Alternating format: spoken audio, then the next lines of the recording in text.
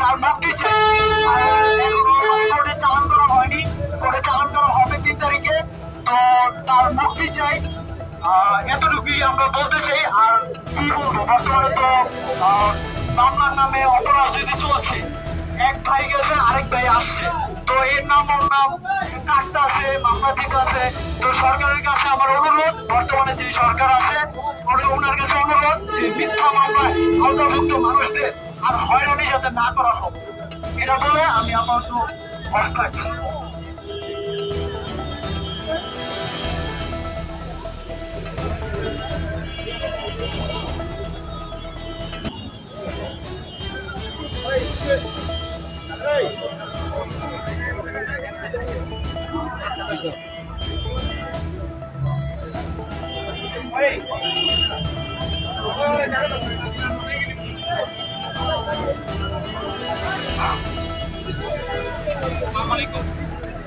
আমাদের বৈষম্য বিরোধী ছাত্র আন্দোলনের মূল উদ্দেশ্য ছিল ফ্যাসিস্ট সরকারকে অপসারণ করা এবং ফ্যাসিস্ট সরকারের যত দুর্নীতি নিয়ম সবকিছুকে অপসারণ করা।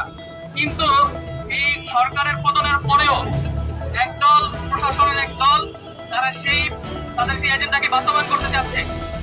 আমাদের 8 নং ওয়ার্ডের মেম্বার মোহাম্মদ রুবেল ভাই, উনি আন্দোলনের শুরু থেকে আমাদের সাথে সার্বিক সহযোগিতা করেছেন। আমাদের আন্দোলনে উনি শারীরিকভাবে আমাদের সাথে ছিলেন, পানি দিয়ে হোক, আমাদের মোটিভেট করে হোক, যেভাবেই হোক উনি আমাদের সাথে ছিলেন। আর ওনার বিরুদ্ধে যে মামলাটা দেওয়া হয়েছে সেটা হচ্ছে সেই ফ্যাসিস্ট সরকারের সে একটা নিয়মের অন্তর্ভুক্ত।